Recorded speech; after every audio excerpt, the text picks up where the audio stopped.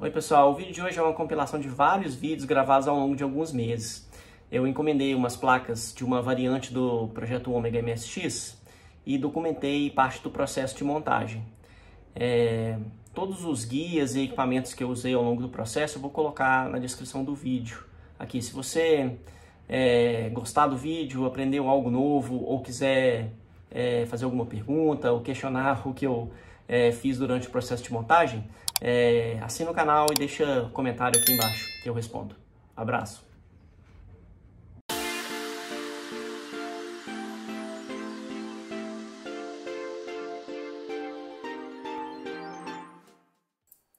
O projeto Ômega MSX é uma implementação de computador compatível com o padrão MSX2 ou 2 Plus, construído com uma combinação de componentes discretos, a CPU Z80, um processador 9958, um chip de som que a gente chama de PSG, fica localizado aqui, um processador de interconexão de periféricos, que é um 8255, localizado aqui, alguns chips lógicos da série 7400 e alguns componentes mais novos, como uma RAM de 512K e uma memória flash programável de 512K que faz o papel de ROM do computador.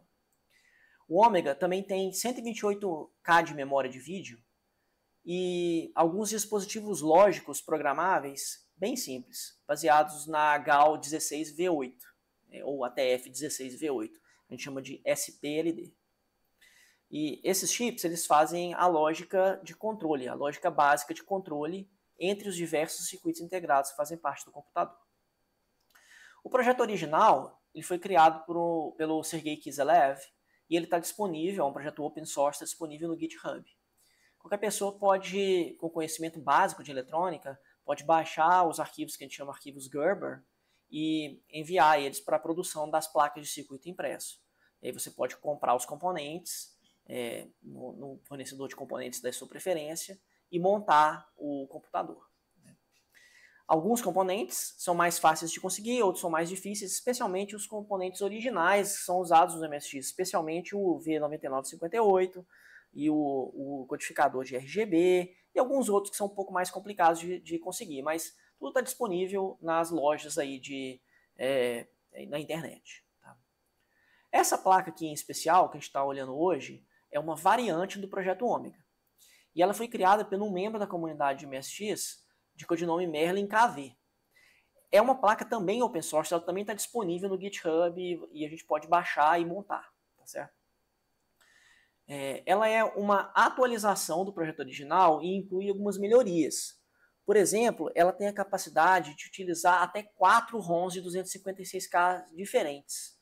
E essas ROMs elas ficam armazenadas em 2 memórias flash de 512K cada, no formato PLCC32, que são esses 2 chips que estão aqui à direita. Através desses jumpers aqui, a gente pode controlar qual é a ROM que vai ser executada preferencialmente pelo processador no momento em que a gente inicia a placa. Tá?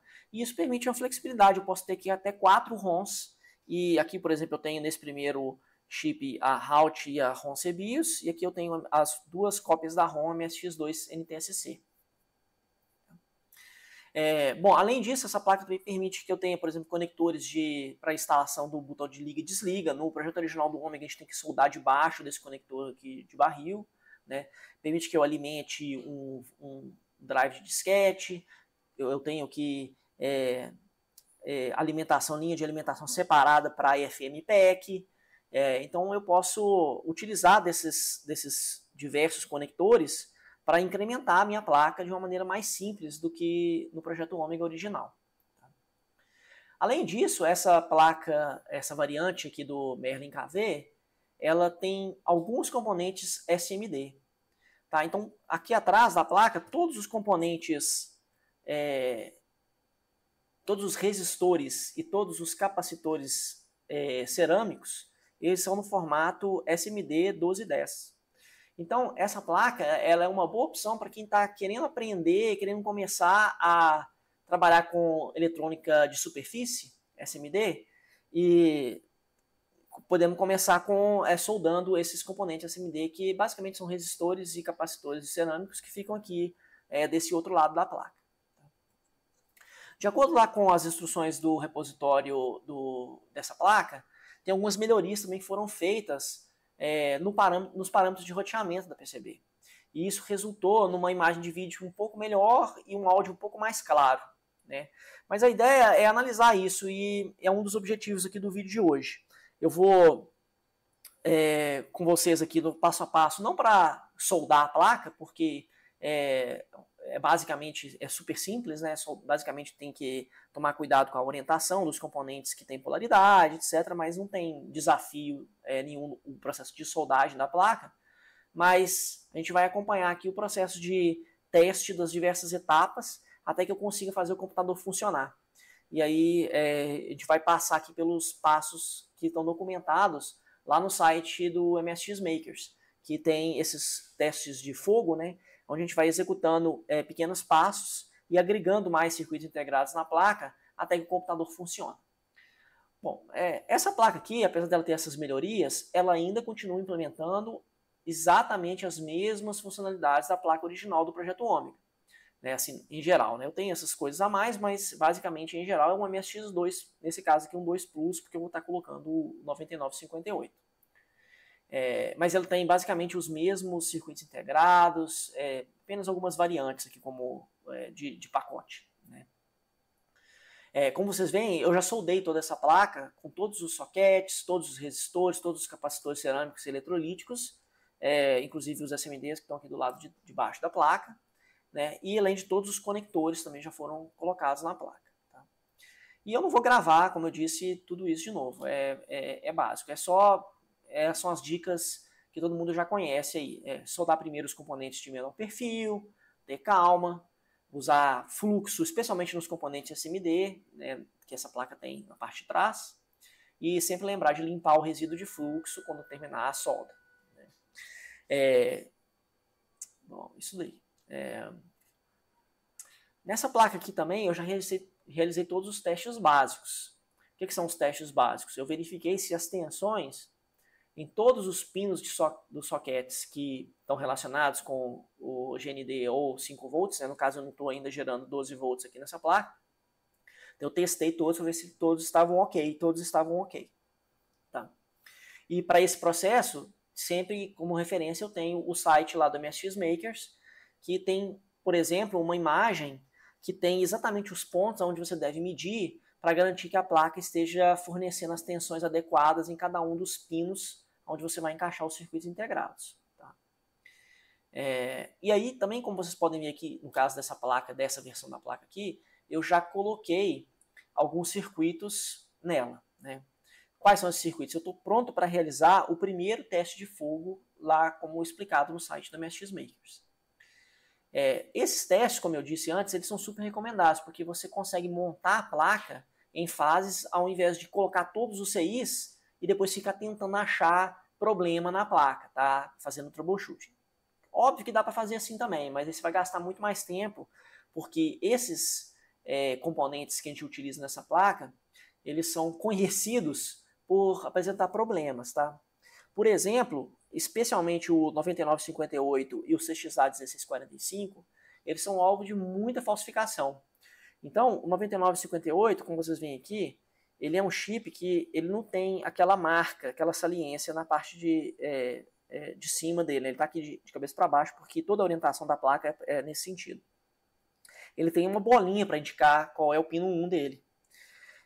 E o que o pessoal faz para falsificar o 9958 é pegar um 68000 que tem o mesmo empacotamento e apagar a parte de cima aqui, né, o escrito aqui em cima, e escrever 9958. Só que o 68000, várias variantes dele, tem esse node, né, tem essa saliência aqui na parte superior. Então, só de bater o olho você sabe que ele é falsificado, porque o original do 9958 não tem aquilo.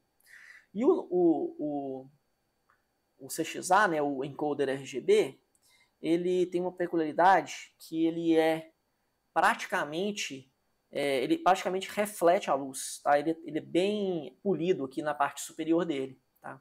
O falsificado ele é bem áspero, parece que eles pegam outro chip e só gravam aqui, que é um chip da Sony, tá? Mas ele não é. O original ele realmente é bem liso na parte superior. Tá? Bom, mas vamos fazer aqui o primeiro teste juntos, tá? Para a gente garantir que essa placa esteja legal. Nesse primeiro teste, o que a gente vai fazer é carregar a partir dessa ROM aqui, dessa primeira ROM, na primeira metade, né, desse chip flash, nos primeiros 256K, tem uma versão de BIOS que basicamente executa uma instrução Route 280. Essa instrução Route 280 ela faz com que o pino 18 assuma o valor lógico 0. Tá? Ela traz o 280 para o estado Route, que configura esse pino 18 para 0.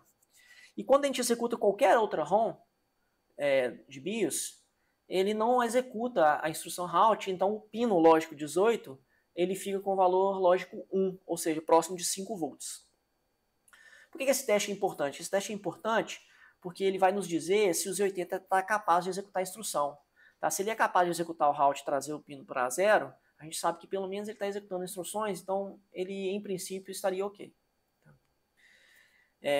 Mas voltando aqui para a placa, você vê que eu já coloquei esses circuitos que são necessários para fazer esse primeiro teste de fogo. Né?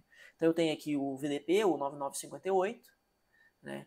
Além dos chips, os primeiros chips, né? Eu tenho o 9958, eu tenho o próprio processador, o Z80, eu tenho um 74LS07, que é um buffer, 2 chips de lógica programável que implementam a lógica básica necessária, né? E eu tenho o 74F245 aqui, que faz a interface básica para o barramento. Né? Então, esses chips, eles me permitem verificar se o Z80 está executando instruções. Tá? Aqui nos sockets de ROM, eu tenho 2 chips, né? 2 flashes de 512K cada uma. Tá? E aqui a gente dividiu ela em 4 blocos de 256, 4 BIOS de 256 estão gravadas nesse cara. Nesse primeiro eu tenho 2 BIOS, a Route e o CBIOS, e aqui eu tenho duas cópias da mesma BIOS MSX2 NTSC, 2 Plus NTSC. A BIOS Route, ela tem um programa que a gente quer executar, que faz o Route dos 80. Então o que eu vou fazer aqui agora é utilizar esses jumpers para, primeiro, selecionar o primeiro chip e selecionar o primeiro banco. Para selecionar o primeiro chip, eu preciso colocar esse jumper aqui na posição da esquerda. Isso determina que eu vou ativar esse chip aqui. E aí eu preciso deixar esse cara aqui sem conexão. Isso indica que eu vou começar a executar a partir da primeira metade desse flash. Ou seja, ele vai executar o código Route. Tá?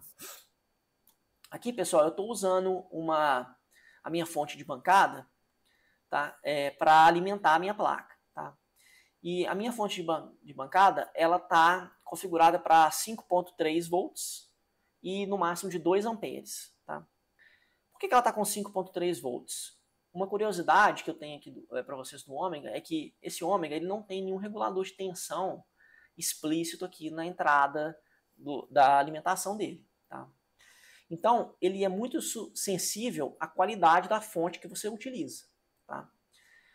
Eu já vi vários problemas em outros ômegas, onde fontes de qualidade ruim impedem o computador de executar. Tá? Então, sempre usar uma fonte de qualidade é a minha recomendação. E de preferência uma fonte que gere uma tensão um pouquinho acima de 5 volts. Tá? Isso porque você pode ser forçado a utilizar chips LS, HCT, ter essas variações, e dependendo do nível que ele determina para indicar 0 ou 1, você pode ter problema com uma fonte que está muito próxima de 5. Tá? Então a minha experiência melhor é com fontes que ficam em torno de 5.2, 5.5 volts de tensão, tá? De 2 amperes. Tá? 2 amperes porque se você for usar muito cartucho como Carnivore ou outros cartuchos aqui, eles podem utilizar uma tensão, drenar uma corrente maior. Mas no caso aqui a gente vai usar sempre, fica por volta de 0.6 ampere, tá? Sem nenhum cartucho. Bom, eu vou ligar aqui a placa, então eu estou aqui na minha fonte de bancada, ela está configurada, como eu falei para vocês, de 5.3 volts, 2 amperes no máximo, e eu vou conectar aqui no ômega. Tá? Bom, ele ainda não está alimentando a placa. Tá? Isso porque essa versão ela tem aqui um jumper onde a gente conecta um botão de liga e desliga. Como eu não instalei o botão ainda, eu vou usar um jumper aqui para eu conectar e fechar o circuito. Na hora que eu fecho o circuito aqui, ele vai alimentar a placa. Tá? primeiro teste que a gente precisa fazer no Smoke Test 1 aqui do Ômega é verificar, tocando todos os chips, se nenhum queima a mão, tá? Esse chip em especial, o 9958, ele funciona morno, morninho, tá? Mas ele nunca vai queimar o seu dedo, tá? Então aqui eu tô vendo que ele tá com temperatura um pouquinho mais alta, mas não tá queimando a minha mão, tá? Eu posso ficar aqui com a mão tranquilamente sobre ele. E aí agora a gente vai fazer o teste primeiro, né? Então, como ele tá sem o jumper aqui e está selecionando o primeiro chip, ele está executando o código de route. Então, provavelmente o Z80 ele deve estar já no modo route. Tá? Então, eu vou colocar aqui o meu multímetro para medir tensão contínua. Né? Então, está aqui DC. E quando eu medir entre o ground, entre o GND e o pino 18 do Z80, ele tem que ficar próximo de 0 aqui. Né? Aí eu posso medir aqui no próprio Z80, tem um pino aqui, o pino 29 do Z80 é GND, eu posso pedir a tensão entre o pino 29 e o pino 18. Só que eu vou medir a tensão a partir desse pino aqui GND, que fica mais fácil para mim colocar aqui, tá? Então esse segundo pino aqui ele tem o GND, e aí eu vou tocar com a ponta de prova vermelha no pino 18. E como vocês veem, meu multímetro está muito próximo de 0, ele está 0.032 de tensão entre esses dois pontos aqui. Isso indica que esse processador ele executou o código route, ele está executando o código. Tá? E para comprovar isso, o que a gente vai fazer agora? Eu vou desligar a placa e vou colocar um outro jumper agora nesse cara. Isso determina que eu agora estou executando a segunda metade desse flash, que é a BIOS CBIOS. A CBIOS ela não executa nenhuma instrução route, então o pino 18 agora tem que dar próximo de 5 volts. Bom, tive que atender o telefone, deixa eu voltar. Então, a gente parou aqui no outro teste, né? Então eu vou ter que, já fizemos um chaveamento aqui, ele está executando a segunda metade, né, que é a BIOS CBIOS, e já está conectado aqui na minha fonte bancada, e eu vou alimentar o circuito principal da placa. E aí agora a gente faz a mesma coisa, eu vou medir entre o GND e o pino 18. E aí, como vocês podem ver, eu estou pegando 5.3 lá, o que é o mesmo valor que eu tenho configurado na minha fonte bancada. Ou seja, esse pino aqui ele está com o sinal lógico 1. Então, isso indica que o primeiro teste de fogo do computador passou. Né? Ou seja, eu provei que o Z80 está executando pelo menos a instrução route, que estava contida nesse programa aqui que eu carreguei a partir da ROM. O que podia dar errado aqui, né? O que podia dar errado aqui é, por exemplo, eu fazer a medição com a execução selecionada do route, da BIOS route, e medir 5 volts no pino 18 nas duas vezes. Isso já aconteceu comigo, tá? E era relacionado a esse chip ADM691A. Tá? Também o que você pode acontecer é você medir 0 nas duas vezes. Se você medir 0 nas duas vezes, pode ser um problema na alimentação da placa. E aí eu recomendo que você meça de novo as tensões em todos os pads, todos os pads de todos os sockets, de acordo com a imagem que tem lá no site do MSX Makers, que indica direitinho quais são os pontos que devem medir a tensão de 5 volts em todos os circuitos. Bom, o que nós vamos fazer agora? Eu vou colocar alguns outros circuitos integrados na placa e a gente vai partir para o teste de fogo 2. Tá? Nesse segundo teste, a gente colocou alguns chips a mais na placa.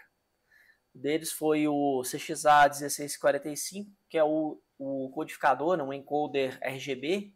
E esse cara ele também pega o sinal do VDP e gera composto e S-vídeo, além do RGB. E a gente vai testar aqui no composto. Eu coloquei uma placa de captura aqui que vai pegar o sinal composto para a gente. Coloquei aqui também um HCT32, né? São portas lógicas, lógica básica. E esse 153, se não me engano, esse cara aqui é um multiplexador. E também o PPI. Então o PPI também está aqui. Então, qual é esse teste agora, tá? Agora a gente vai verificar só se ele está gerando algum tipo de vídeo. Se pelo menos está sincronizando no monitor. Não tem que gerar nada significativo no monitor. É só para gerar algum sinal e o monitor tem que sincronizar nesse sinal. Bom, eu coloquei aqui uma placa de captura do sinal composto. E aí eu espero que a gente consiga ver alguma coisa nessa telinha que está aqui. E aí eu tenho um cabo aqui que tá lá na minha placa de captura. Então eu vou ligar ele aqui no Ômega. E ele está ligado aqui na minha fonte de bancada. E eu vou colocar o jumper para alimentar a placa. Vamos ver o que vai acontecer. Vocês veem que ele gerou o sinal aqui, ó. Não tem nada significativo, como eu disse, no sinal. É um sinal aí azul aí que tem umas coisas aleatórias passando, tá? Inclusive ele está dando até um problema na sincronia. Tá? Eu já tive esse problema antes e provavelmente ele é relacionado com a fonte que ainda, tá? Alguma coisa com a fonte. A minha fonte de bancada ela é bem confiável, tá? Eu posso até tentar aumentar um pouquinho a tensão ou variar um pouquinho a tensão para ver se some esse problema da sincronização. Coloquei aqui 5.4, vamos ver. Não, ainda continua, tá vendo? Mas isso a gente vai tratar em uma outra etapa, tá? Então, pelo menos ele está gerando um sinal de vídeo e aí isso conclui o segundo teste de fogo aqui. Até agora está tudo bem, parece que todos os chips estão pelo menos aí funcionando a contento. Então eu vou agora desligar a placa, ele vai sumir o vídeo lá, e vou colocar outros chips para fazer o terceiro teste. Se eu não me engano, esses outros chips são as 4 memórias de vídeo que eu tenho aqui. Cada uma dessas memórias tem 64K palavras de 4 bits. Então significa que cada uma delas é 32K, totalizando 128K de memória para esse computador. Então eu tenho aqui já os chips de memória. Então aqui, 1, 2, 3, 4. Então eu vou colocar aqui os chips de memória.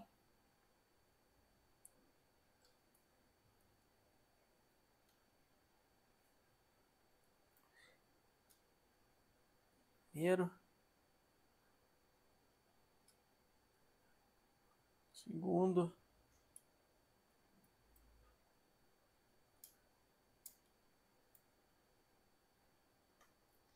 Esse socket é chato às vezes de colocar terceiro. Esse não. Tá balançando aqui porque meu aparato de gravar aqui não é tão bom. Mas coloquei aqui os 4 chips de memória. Então agora, o que deve acontecer, né? Eu vou ligar de novo o vídeo composto aqui. E agora ele precisa dar uma mensagem de erro, falando que não existe memória suficiente, tá?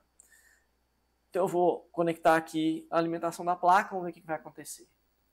Olha, você vê que ele gerou um lixo aqui, tá? Pode ser alguma RAM defeituosa, pode ser algum problema assim, mas eu vou tirar aqui, porque eu já tive a experiência de, algumas vezes, eu acho que a CBIOS, ela não limpa o conteúdo da VRAM.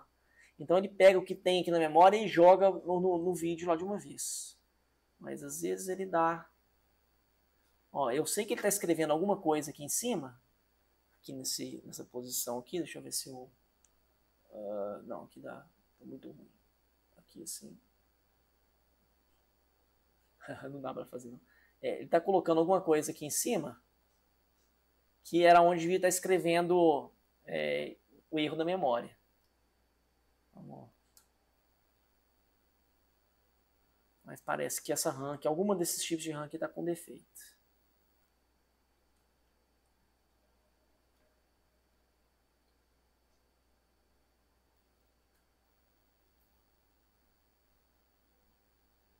Bom, vou tentar substituir aqui, assim que estiver funcionando eu volto.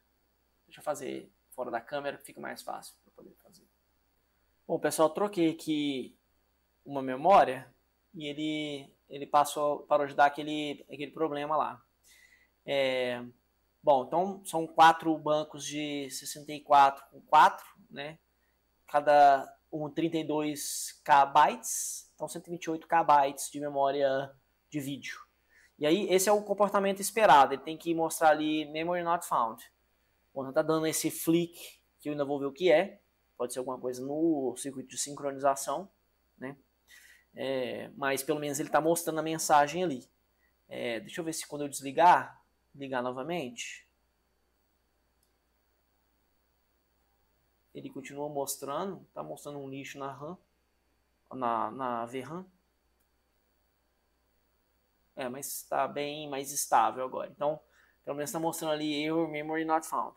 Então, esse conclui esse teste de fogo. Né? Então, esse é o comportamento esperado. Na hora que eu ligo, e com a CBIOS, né? Aqui está a CBIOS, ele tem que mostrar error memory not found. Então, agora eu vou colocar mais chips, e agora nesse passo coloca vários outros chips, e o teste vai ser justamente rodar a CBIOS completa, para ver se ele completa e entra com a CBIOS no computador. Então eu vou desligar aqui, vou colocar todos os chips, e aí eu volto assim que tiver tudo na placa. Bom, pessoal, depois de um longo inverno aí, voltei aqui ao projeto dessa variante do Ômega. Bom, já tem alguns meses aí, desde o segundo ou terceiro, não sei, não lembro, teste para esse aqui, teste de fogo. Então, se eu não me engano, o anterior a gente fez o teste somente com as memórias e os componentes básicos para dar aquele erro de memória não detectada ou algo assim. E isso acontece porque a gente tenta executar a CBIOS aqui na segunda metade dessa flash, né, que a gente mudou os jumpers aqui para escolher o segundo banco, né, dessa flash de 512, então ele pega a segunda metade, né, 256, da parte superior da memória, e aí ele executa uma BIOS que se chama CBIOS. E o código do CBIOS é executado pelo Z80, e o que ele faz ele começa a executar alguns testes. Ele não precisa do circuito de relógio, né? Então ele chega a executar, e aí como não tem a memória RAM, que fica aqui à direita, ele fala que a memória não foi detectada. Mas ele serve para a gente testar a operação básica do VDP, que é pelo menos endereçar a memória de vídeo e colocar uma coisa na tela. Então ele põe uma tela azul, como vocês viram aí antes, e escrito uma mensagem de erro na parte superior da tela, falando que não detectou a memória RAM. E aí, esse outro teste de fogo aqui, se não me engano, é o terceiro, né? O primeiro, segundo, terceiro, não, o quarto teste de fogo, ele coloca alguns outros circuitos mais lógica, mais alguns componentes de lógica. Coloca, eu não lembro se a gente colocou o PPI antes ou agora, mas ele também tem o PPI, que é a interface com os periféricos, a memória RAM e outros componentes de lógica também, né, de controle do barramento, etc. Então, a ideia agora é permitir a execução básica da CBIOS. Então, com esses componentes aqui, o que tem que acontecer agora é o MSX ele tem que executar todo o conteúdo da CBIOS e ele vai entrar na parte de diagnóstico da CBIOS. A CBIOS é uma BIOS que ela permite basicamente rodar cartucho e ele tem um diagnóstico que ele serve para poder fazer alguns testes básicos da funcionalidade do MSX. A gente não consegue fazer todos os testes porque a gente ainda não tem ainda a parte som e aí vários circuitos que são fundamentais para testar toda a funcionalidade do MSX, mas ele serve para a gente pelo menos saber que tudo está ok até agora e que eu consigo endereçar a memória de vídeo, consigo endereçar a memória RAM, que é o que tem aqui na placa. Bom, então o que eu vou fazer? Eu já coloquei aqui a minha fonte de bancada para 5.3 volts, um máximo de 2 amperes, né? Eu espero que essa placa aqui vai drenar por volta de 0.6 ampere nesse ponto, né? Quando a gente colocar mais chips, ele chega a drenar um pouco mais, mas ele vai drenar, se eu não me engano, 0.6, 0.7 ampere agora. Então o que eu vou fazer aqui agora eu vou ligar, já ajustei aqui a placa de captura e nesse momento ele está gerando sinal de vídeo em RGB, composto e S-vídeo, né?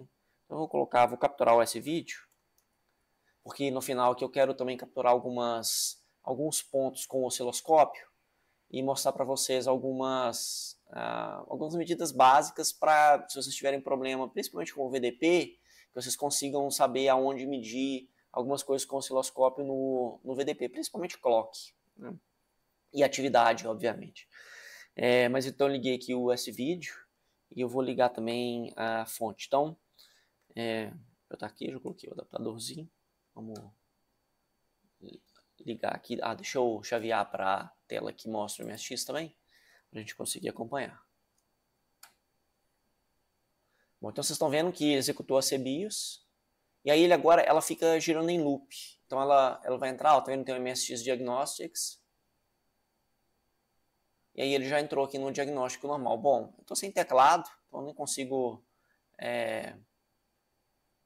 ir se eu não me engano, dá para fazer também com o joystick, mas nem sei se tem toda a lógica que é necessária para rodar o joystick ainda, porque a gente não colocou os circuitos, mas esse era o teste que a gente queria fazer, que é basicamente ligar o MSX nesse ponto que eu tenho a memória RAM e as memórias de vídeo, e de novo ver se não tem nada muito quente. Eu já notei o que roda mais morno aqui nessa placa, nesse momento, é o VDP, mas é bem assim, sutil, não é um negócio que queima a mão, ele só está um pouquinho morno. Tá? E esse 74F245, ele também fica um pouco morno, mas não é nada que queime a mão. Se eu desligar e ligar, ele tem que ter um comportamento constante, sempre rodar a CBIOS, executar pelos 80 e entrar no diagnóstico. Então essa é a configuração. O que pode dar errado aqui nesse momento, né? Bom, do passo 3 para o 4, vários circuitos adicionais são incluídos na placa. Então a probabilidade de ter coisa errada aumenta, né? Coisas que eu já vi acontecer aqui nesse estágio. O primeiro deles é ter a memória RAM pifada. Muito comum, tá? Nesses circuitos aqui, eles vêm com problema. Então, assim, sempre a recomendação é sempre ter uns 2 ou 3. Compra no mínimo aí uns 2 ou 3 quando for comprar, para garantir que você vai receber pelo menos um que funcione. Tá? Tem alguns testadores aí que conseguem testar esse circuito de 512 também. Então, você pode usar esses testadores. Se eu não me engano, esses programadores de memória, eles não testam essa RAM, tá? Mas posso estar errado. É bom verificar lá na documentação do testador se ele consegue testar essa RAM especificamente, tá? Outras coisas que podem dar errado, o PPI pode estar com problema, também é muito comum, já tive um PPI com problema numa outra placa que eu montei, tá? O VDP, mas o VDP com problema nesse momento, você deve pegar ele no estágio anterior, né? Geralmente quando o VDP está com problema, ele não chega nem a mostrar o erro de memória que ele aparece na tela, na parte superior aqui naquela tela azul no estágio anterior. Mesmo no teste 2, ele não chega nem a gerar sinal de vídeo, tá? E aí é a dupla, né? O CXA e o VDP. Pode ser também que o CXA seja falsificado, como eu disse para vocês. Lembrar que sempre o CXA ele precisa... o original ele é bem a superfície chega a ser reflexiva, né? Ela reflete de tão polida que ela é. Tá? E o VDP falsificado, lembra que eu já mencionei, se eu não me engano, como eu disse, tem alguns meses que eu gravei a primeira parte do vídeo, ele não tem aquele node aqui na frente, né? Então ele não tem aquela saliência na parte de baixo do chip. O original ele só tem a bolinha aqui, né? Mas ele não geraria sinal de vídeo anteriormente, né? Bom, eu vou agora ligar aqui o osciloscópio para a gente testar alguns sinais do VDP para mostrar para vocês alguns sinais, se vocês tiverem problema nesse estágio, ou mesmo no estágio anterior, onde a gente testa o VDP, né, a funcionalidade básica do VDP, para que vocês não tenham nenhum problema. Então deixa eu pegar aqui a documentação do VDP e eu vou substituir a tela do MSX aqui pela tela do osciloscópio. Então deixa eu desconectar aqui. Eu vou manter a placa rodando. Vou só desconectar o MSX e vou conectar o meu osciloscópio para que vocês vejam a tela dele. Aqui. E eu vou colocar aqui do lado no vídeo, na edição, o diagrama da pinagem do V9958 para a gente poder medir alguns sinais no chip.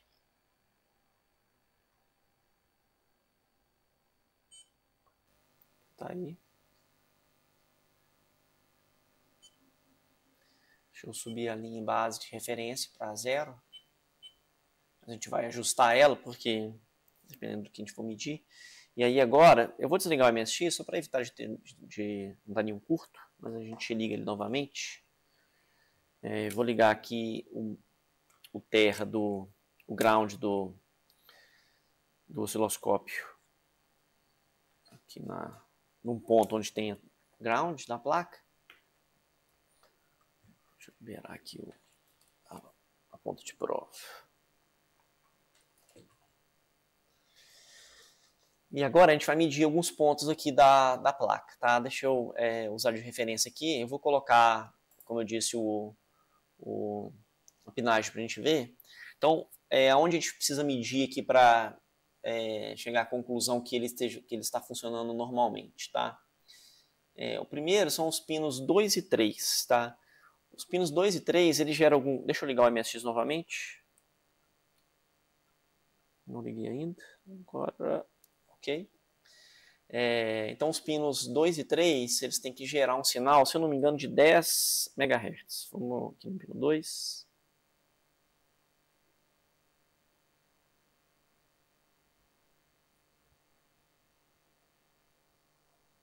É...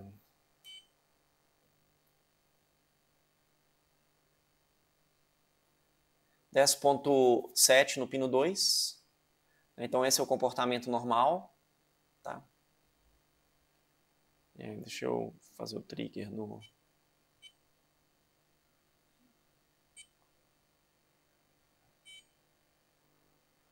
Então, 10... Dá uma osciladinha, mas normalmente é 10.7, 10.8 no pino 2. No pino 3, normalmente dá metade disso. 5.38 MHz.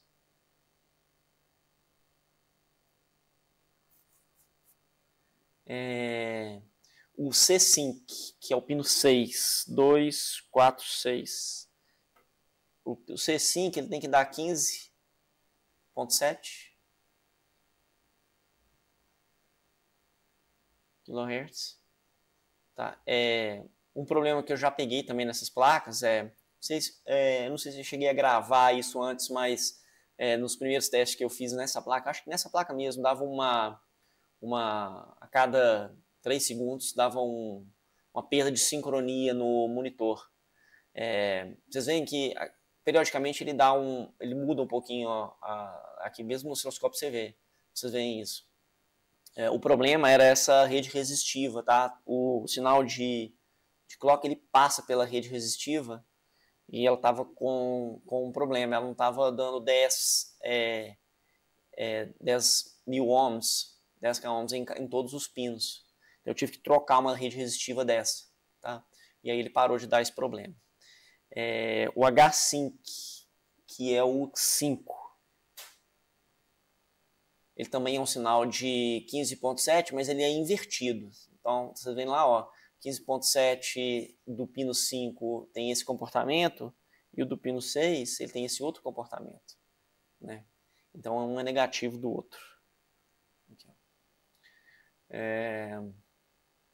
outros sinais interessantes. Pino 8 tem a CPU clock. 2, 4, 6, 8. 3.57, 58 é o clock dos 80.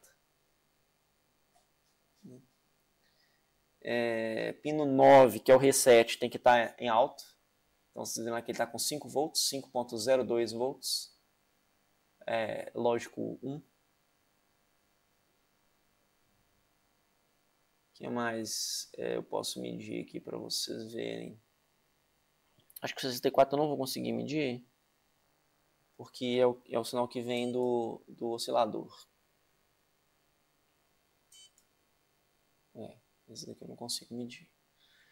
O que mais que... bom, basicamente são esses aí que a gente precisa entender. Tá? Bom, mas como eu disse, um problema que eu tive nessa placa foi a necessidade de trocar uma dessas redes resistivas. E uma outra dica que eu tenho para vocês, deixa eu voltar aqui para outra tela, um erro que eu já peguei, não nessa placa, essa placa estava com a rede resistiva com um problema, então ela estava um dos pads estava dando menos do que, não, na verdade mais do que 10K, e aí ele esses normalmente são pull-ups, né? Ele gera ele faz uma configuração do V9958 puxando alguns pinos ou para 0 ou para 1, lógico, tá? Então o que estava acontecendo é que um dos pinos ele não estava fazendo a configuração e ele dava aquele flick lá naquele ponto onde o clock, vocês viram, o clock de 15, ele dá um burst, né? Ele dá um aumento, uma diferença de frequência para manter a sincronia do vídeo. E ele não estava funcionando direito, eu tive que trocar. Mas um erro muito comum, eu já peguei numa placa de um amigo meu que não estava funcionando, que eu vou inclusive mostrar para vocês. Quando vocês forem comprar essas redes resistivas, tem que tomar muito cuidado, porque existem dois tipos de rede resistiva, principalmente essas redes DIP, tá? Então o que acontece eu vou tentar mostrar aqui vamos ver se o foco vai ajudar a gente. Então a gente tem dois tipos de rede resistiva, tem essa B e a rede A, que é essa aqui de baixo. Então vocês veem aqui, ó, A103 ou a B103, tá? A103J, B103G. E ela tem uma diferença importante, tá? A que vocês precisam comprar é a A, tá? E qual é a diferença dessas duas redes resistivas? Na rede A, e vocês podem usar o multímetro para garantir que vocês estão comprando a rede certa. Vocês vão colocar a ponta de prova preta no primeiro pino, que é o que indica a bolinha. Então tem uma bolinha aqui, tá? E vocês vão colocar a primeira ponta de prova no A. E aí, em cada perna, ele tem que dar 10K. Ou o valor da rede resistiva. Então, ó, são todos aqui com 10K, tá vendo? Ó, o problema que eu tive na outra é que uma dessas dava 2 MB, ela estava basicamente desconectada, porque essa rede resistiva ela tem 10K ohms em cada perna com relação ao pino 1. Essa outra rede B, ela só tem 10K no primeiro pino. Tá? Nos demais, ela não tem. Tá? Ela está desconectada do pino 1. Na verdade, eu acho que a configuração dela é entre dois pinos, tá vendo? Sempre entre dois. Então, ó, entre esses dois tem 10K, entre esses dois tem 10K, entre esses dois aqui tem 10K. Então, é uma rede que tem uma configuração diferente. Essa aqui, a cada intervalo de duas perninhas, ela tem 10K ohms. Essa outra rede A, ela tem 10K ohms, todas elas com referência ao primeiro pino. Tá? Então, quando for comprar, tomar muito cuidado de comprar a rede resistiva do tipo A, não a do tipo B. Se você colocar do tipo B lá, o ômega não funciona, ele fica sempre em tela preta. Então, eu já tive vários assim, amigos que tentaram montar o ômega e compraram a rede resistiva B por engano, e ele não funciona, porque normalmente essas redes resistivas elas são utilizadas para fazer a configuração inicial do VDP. E a configuração inicial do VDP é trazer alguns pinos ou para 0 lógico ou para 1 lógico, tá? Bom, vamos dar continuidade então à montagem aqui. Então eu vou colocar mais circuitos integrados para concluir mais um teste de fogo. E aí eu volto com a placa com os circuitos conectados para a gente continuar o teste. Então esse agora vai ser o teste de fogo número 5. O que tem de diferente com relação à placa em relação ao teste anterior? São esses dois circuitos integrados que agora foram instalados na placa. Tá? Esse de cá é o clock, o real-time clock, né? Que inclusive eu vou até colocar a bateria de uma vez, porque daqui a pouco a gente vai precisar dela. Mas eu vou deixar a bateria ligada no MSX. Mas esse cara aqui é um real-time clock e esse de cá é um buffer. Não, desculpa, não é buffer, é deixa eu lembrar. Tá, esse cara aqui é o real-time clock e esse aqui é um HC175. O HCT175, né? Esse cara aqui é um flip-flop quádruplo. Então, bom, mas o que esses dois circuitos eles fazem na placa, tá? Eles vão permitir que agora a gente tenha o conjunto mínimo de CIs para executar uma BIOS de MSX normal, de MSX2 Plus normal.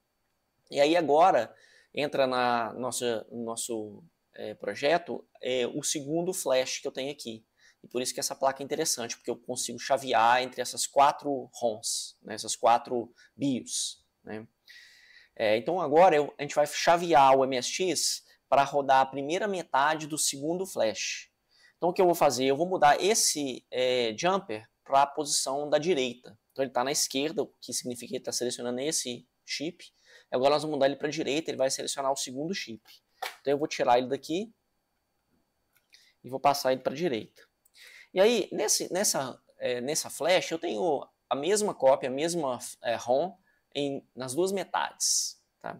Então, tanto faz eu deixar o pino aqui, nesse cara, ou colocar ele nesse cara. Né? Então, sem ele ou com ele, na verdade, aqui nesse de cá, né, esse da direita, que seleciona as metades desse cara. Então, tanto faz eu deixar ele aqui ou tirar ele aqui, como eu tenho duas cópias iguais, ele vai executar ou a primeira metade ou a segunda metade. Então eu nem preciso colocar o jumper na segunda aqui.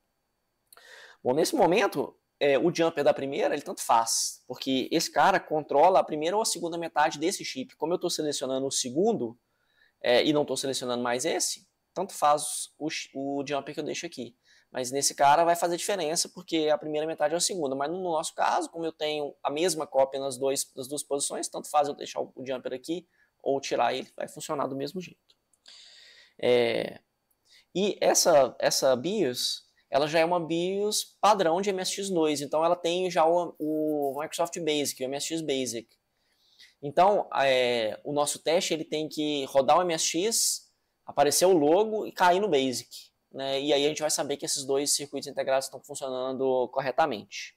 Tá? Então eu vou ligar a minha fonte de bancada e vou ligar a placa de captura para a gente chavear aqui e conseguir mostrar a tela do MSX.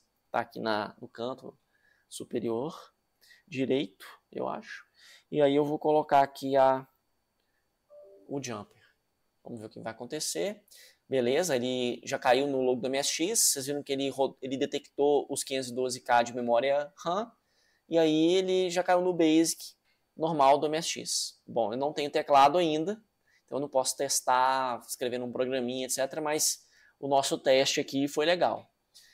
O que pode dar de errado entre o teste anterior 4 e o 5 esses dois se isso tem algum problema. Né? Então, se você continuou tela preta, deu curto na placa, alguma coisa assim, você tira e substitui com um até funcionar. Tá? Vamos então progredir. O próximo teste, vamos colocar mais alguns circuitos integrados, vamos fazer o teste. Tá? Eu volto quando estiver já com a placa pronta para realizar o teste. Bom, próximo teste aqui, pessoal, a gente vai colocar na placa agora. Na verdade, a gente vai trazer o teclado para fazer esse teste. E a única coisa que a gente vai colocar é um amplificador operacional nessa posição aqui. E aí eu tenho um problema agora. Esse MCP6281, ele é muito difícil de encontrar na versão DIP, na versão sem ser de superfície. Então eu fiz aqui um adaptador e eu consegui encontrar a versão SMD. E aí eu soldei ele nesse adaptador e soldei aqui embaixo uns pin headers para encaixar ele na posição lá. Então só precisa observar direitinho a orientação. Então eu coloquei aqui na PCB os números. Vamos ver se eu consigo. Não, 1, 2, 3, 4, 5, 6, 7, 8. Então a gente só tem que alinhar o pino 1, que está aqui, com o pino 1 que está para a esquerda da placa. Então eu vou colocar aqui o amplificador operacional e ele, nesse momento da placa, ele só vai servir para a gente escutar o clique-clique do teclado, tá? Eu nem sei se eu configurei o som aqui, então não sei se vocês vão conseguir ouvir, mas aí eu vou trazer o teclado aqui também para a gente usar nesse momento, tá? E aí o teclado, ele tem dois circuitos integrados, né, que faz aqui a lógica do teclado, e um cabo flat de 2x8, né, 16 posições. E a gente precisa encaixar um lado do cabo aqui e o outro lá na PCB principal, na placa-mãe. Então tá aí o teclado. E aí eu vou colocar ele aqui com cuidado, só para não dar nenhum contato. Vamos fazer isso aqui assim. E vou colocar ele aqui por enquanto. E aí vamos ligar ele agora de novo. Então eu vou ligar aqui a placa de captura.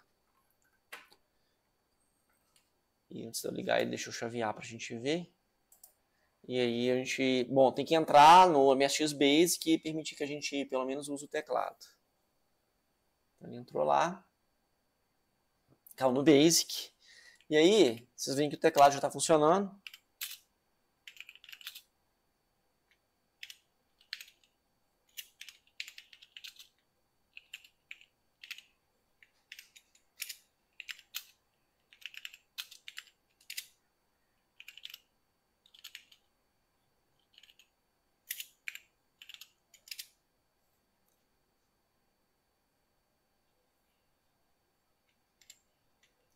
E tá legal. O que a gente precisa testar aqui nesse momento, tá? Problemas que eu já encontrei. E eu acho que inclusive essa placa tá com isso, tá? Se você continua mexendo no teclado, você vê que ele tá travado. E se eu encosto no Z80 ou no PPI, ele libera, tá? Então, isso indica que eu, em princípio, acredito que tem algum problema de solda nesses dois sockets. Então eu vou virar aqui, vou testar a placa, vou verificar se não tem nenhum problema de solda fria nesses dois. Ou a gente tem um problema ou no PPI ou no Z80, tá? O que é interessante é que ele é bem intermitente. Vamos ver se... Aí, ó, aconteceu de novo. Se eu encosto aqui nos 80, ele libera de novo, tá? Só que, por exemplo, se eu encosto também no PPI... Ah, não, é nos 80 mesmo, tá vendo? Então tem alguma solda fria no socket dos 80 aqui. Então eu vou verificar toda a solda e ver se não tem nada errado lá atrás na PCB.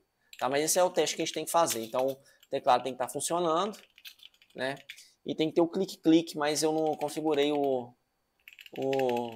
a captura do som. Então vocês não estão ouvindo aí provavelmente o clique-clique do teclado. Tá? Deixa eu virar a placa, vou verificar se não tem nenhum problema de solda fria aqui. E aí eu volto com o próximo estágio do teste. Virei a placa, refiz, coloquei um pouco de fluxo e refiz todos os pontos de solda dos dois conectores, do PPI e do Z80. E até agora não tive nenhum problema com o teclado mais. Então era alguma solda fria lá. Isso é comum, tá, pessoal?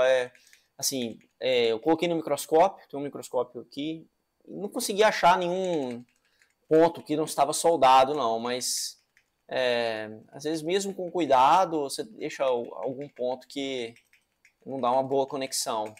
E também apertei de novo os CIs no socket. Uma outra coisa também que eu recomendo é usar um limpa-contato.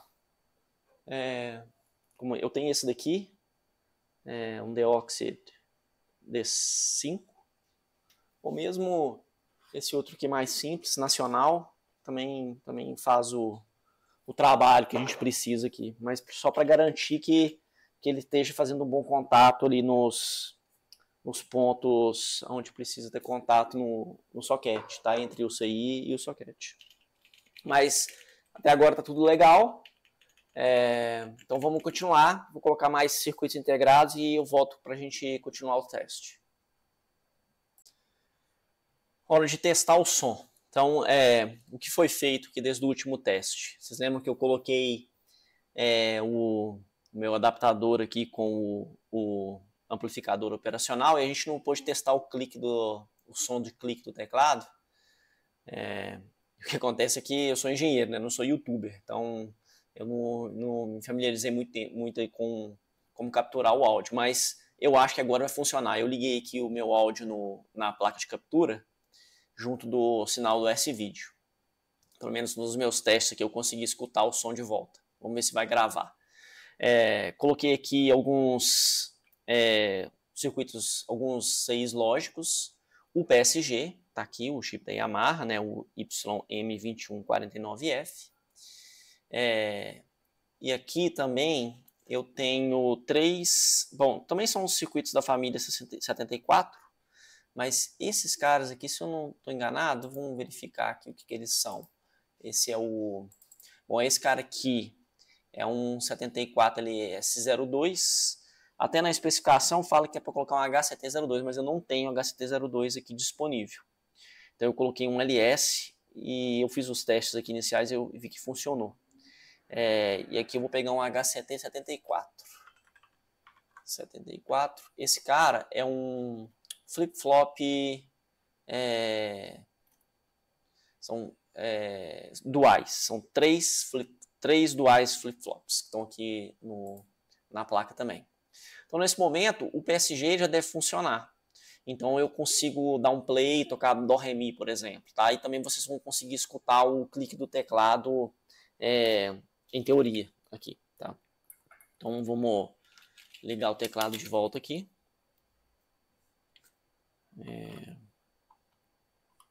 E vou ligar a placa. Deixa eu chavear para vocês conseguirem enxergar a tela do MSX. Então ele tem que botar. E agora vamos ver se o clique do teclado vai. Acho que vocês estão conseguindo escutar aí. E, bom, se eu digitar play, Dó, Ré, Mi. Acho que vocês conseguiram escutar aí, né? Então isso indica que eu estou conseguindo ativar o PSG. Então a gente está conseguindo tocar Dó, Ré, Mi. Se você não conseguir escutar o clique do teclado, mesmo no teste anterior, é porque o amplificador operacional não está legal. Tá? Como eu disse, esse é um cara difícil de encontrar. É fácil encontrar a versão SMD. Então eu fiz esses adaptadores aí para poder colocar ele em DIP. Tá? Lógico que, como o projeto é open source, também pode fazer uma alteração e colocar o footprint dele, né, na placa como SMD, mas eu acho que a ideia do Ômega é ser relativamente simples de montar. Não essa versão ela tem alguma coisa de SMD, então até caberia fazer essa modificação para essa versão da placa que como eu disse para vocês, eu estou usando. Mas para a versão original é tudo DIP, para que seja simples montar, né? Não é que essa aqui seja complicada, essa daqui é um pouquinho mais difícil que a versão original, porque ela, como eu disse para vocês antes, ela tem vários componentes SMD na parte de trás. Basicamente os resistores e os capacitores são todos SMD.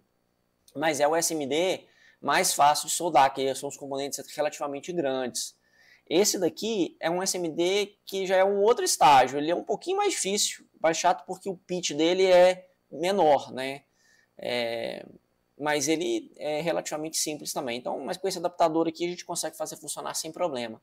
E como a ideia desse Ômega aqui meu é tentar substituir o VDP pelo VDP com o FPGA e tentar fazer algumas coisas a mais aqui com circuitos mais modernos, então não tem tanto problema, o adaptador funciona legal. Mas vocês já viram então que a parte de som está funcionando, né? Então eu já vou prosseguir e aí eu acredito que já está chegando aqui no final dos testes para garantir que o MSX, o Ômega, esteja funcionando legal. Bom, deixa eu voltar para essa outra câmera aqui. Coloquei agora todos os circuitos que são necessários para ativar cartucho. Já até coloquei o Carnivore aqui para a gente fazer um teste. Ele não vai ativar a parte de 12 volts, que faz a amplificação de som e a parte de som dele, mas eu quero só que ele rode um programa carregado a partir da memória do cartucho. Nesse caso aqui, como ele tem uma expansão de 1 MB, então ele vai até expandir a memória da máquina, mesmo sem esses circuitos que estão faltando aqui. Esse daqui eu não vou colocar porque ele faz parte do circuito de pau do computador. E como a gente está usando NTSC, ele está chaveado para NTSC, eu não preciso desse circuito aqui, nem desse transistor, né? Inclusive esse transistor, eu não sei se eu falei anteriormente, ele não pode estar aqui se você está usando o 9958. Ele só precisa estar aqui se você usar o 9938. Inclusive, se você deixar ele aqui e usar o 9958, ele coloca 5 volts num pino onde não pode ter, ele pode queimar o 9938. Né? Ou vice-versa, na verdade. Né? Você pode colocar ele aqui, ele coloca 5 volts num pino específico do 9958 e pode queimar o circuito. Vamos ligar a placa agora e ela precisa carregar o programa do Carnivore e tocar a musiquinha, né? Ver se ele vai carregar. Legal, ele já entrou com 1 mega adicional, né? E ele rodou o programa do Carnivore. Normalmente ele dá um segundo boot. É normal. Não sei se vocês estão ouvindo aí, mas ele já entrou com a música do cartucho.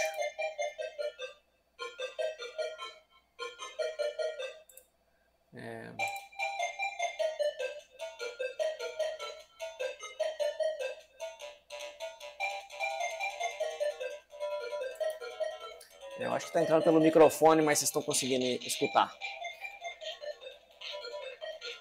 Bom, então eu já vi que está funcionando. Eu vou tentar rodar um jogo, só para ver o que acontece.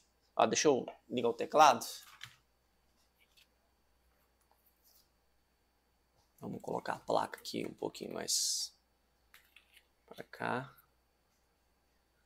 E deixa eu levantar aqui só para não fazer força no PCB. Vamos lá.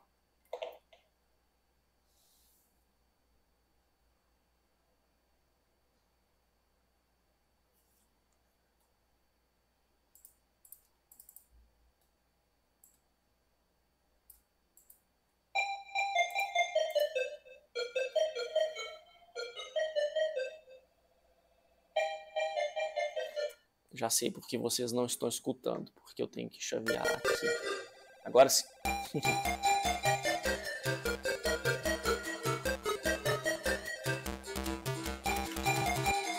Bom, vamos desligar a música, né? Só pra gente ver.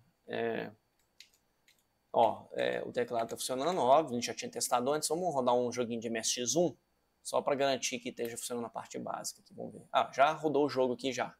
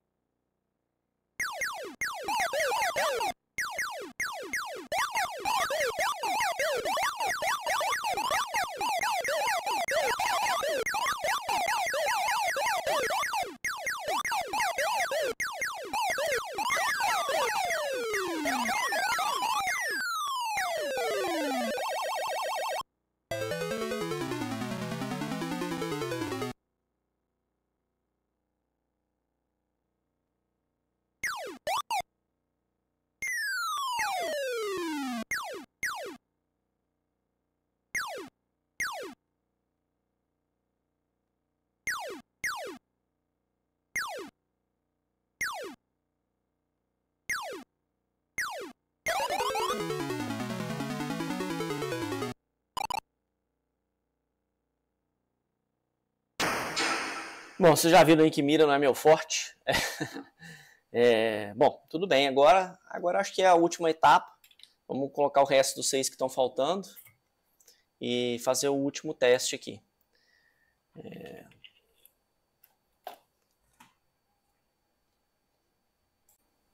Bom, finalmente a gente montou todo o ômega. Todos os 6 foram incluídos aqui, inclusive os de joystick, os 2 de joystick. O LM311, que é para poder habilitar o carregamento via datacorder. Eu não vou testar isso aqui, mas vamos confiar que está funcionando. Os 2 circuitos da impressora, também nunca vou usar, mas coloquei aqui para a placa ficar completa. O que eu não vou incluir é o circuito o circuito oscilador para pau. Eu sempre vou usar ele como NTSC, então não tem tanta necessidade. E aí agora vamos tentar rodar ele aqui para rodar um jogo de MSX2 e testar também o joystick. Ainda não testei, vamos testar junto aqui. Aqui eu tenho um adaptador MSX Mega, né, que transforma de MSX para Mega Drive. E aqui eu tenho um 8P2, que é para Mega Drive. E em teoria ele vai sincronizar aqui. Vamos ver se ele vai fixar a luzinha azul. Sincronizou. E aí aqui agora, se a gente colocar Aqui, ó, já está funcionando o joystick. Bom, a placa de captura ela introduz um delay, então eu coloquei aqui no meu monitor do lado também para funcionar. Então eu vou tentar, primeiro eu vou tentar rodar o Galaga de novo, agora com o joystick, só para ver se está tudo legal.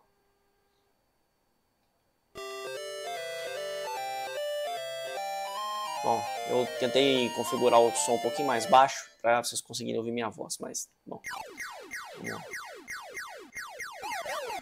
Bom, aqui o de MSX1 nós já vimos que estava funcionando até mesmo antes, né? E agora vamos resetar aqui.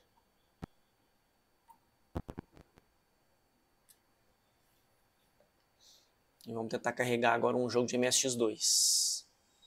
Vamos pegar o Space Mammal. Tem que reconectar o joystick. Eu desliguei ele da energia, né? Então ele perde sincronia aqui. Ok? Sincronizou de novo, que a luzinha aqui ficou verde, aqui está azul. Então está funcionando de novo. Vamos rodar o Space Mammal.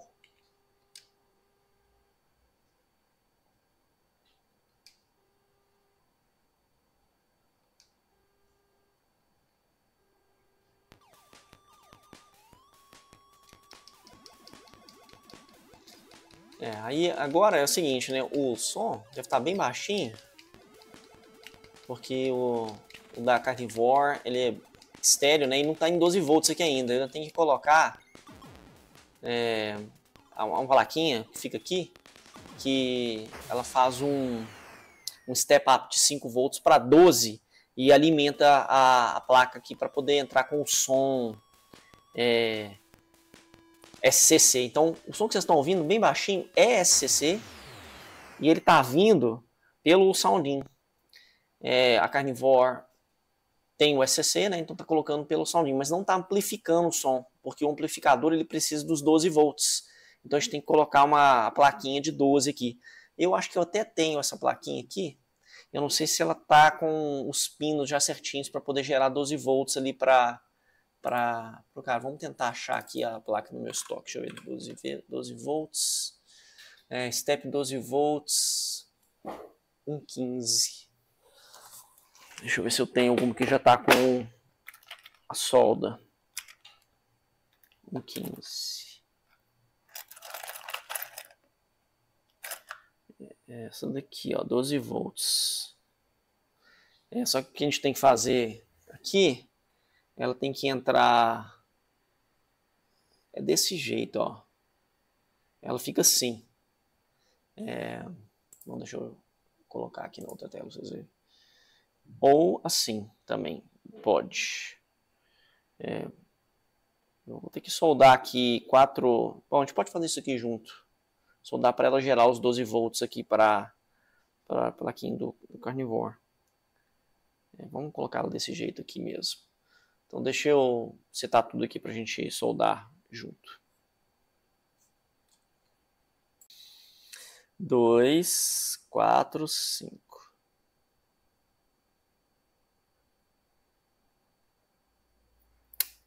Agora sim.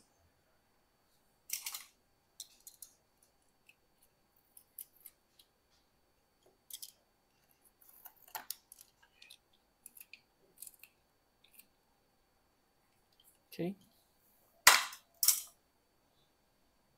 Vou pegar a placa de novo aqui, só para ela servir de guia para gente.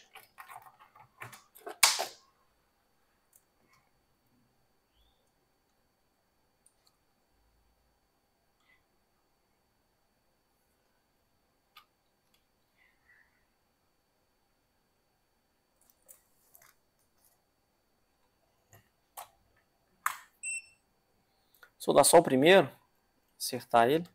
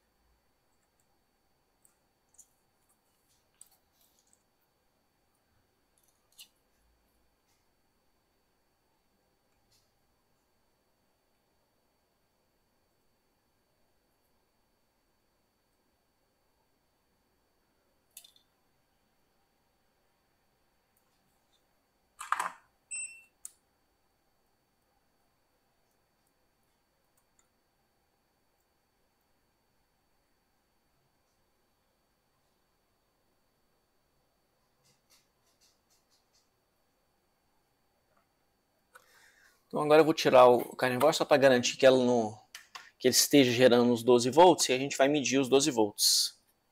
E como é que nós vamos fazer isso? Deixa eu colocar o jumper aqui no liga e desliga aqui e a gente vai alimentar a placa. E aqui ó, tem a marcação de mais e menos 12 volts. A gente vai colocar o multímetro em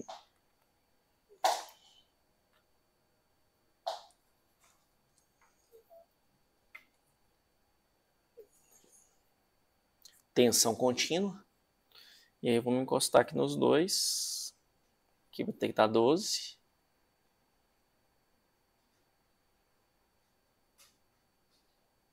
Ops, cadê o... Tem que ser o ground, né? Se eu colocar no mais e menos 12, ele dá 24 volts, né? Vou ter que pegar um ponto de ground.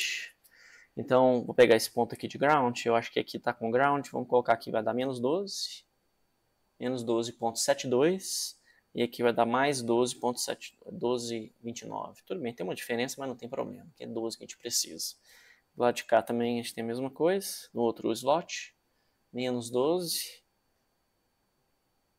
Mais 12. E legal, então vou desligar aqui.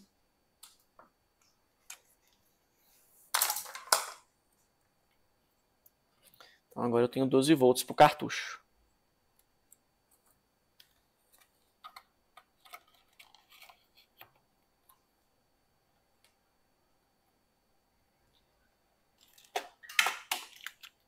Bom, vocês não vão sentir muita diferença porque eu não estou capturando o som daqui. Estou capturando o som do soundinho pela placa de captura aqui, então não vai dar tanta diferença. Para eu conseguir mostrar para vocês, eu teria que capturar a partir desse pino aqui, mas eu não vou fazer isso agora não.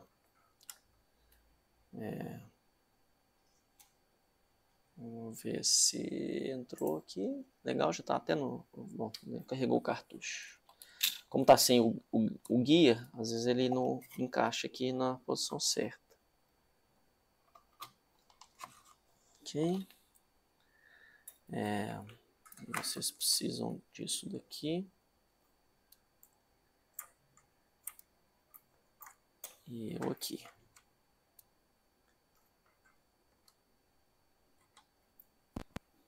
Vou mexer aqui. Agora sim, agora ele entrou. Vamos ver se pelo menos o som fica pelo soundinho, se ele dá uma amplificada. Eu acho que não.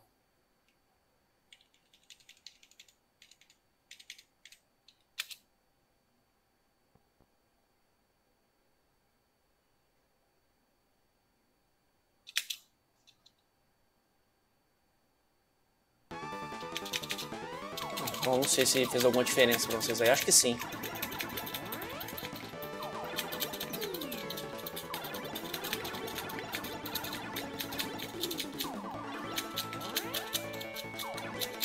Bom, é isso aí, pessoal.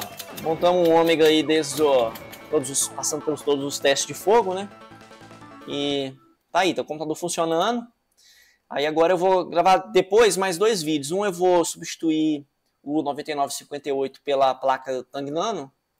E aí vou publicar lá o passo a passo para poder fazer a plaquinha. E a placa é do Felipe Antoniozzi, né? Para poder substituir esse cara aqui também. E se eu tiver mais tempo, eu vou depois também fazer uma caixa... O meu laser não corta acrílico transparente, ele corta só acrílico colorido. Então eu vou fazer uma caixa, eu tenho preto e azul. Eu acho que o azul vai ficar legal, eu vou cortar uma caixinha para ele também no azul. O que eu tenho que ver é que eu tenho esse outro ômega que está aqui. Talvez ele seja mais legal para a gente colocar...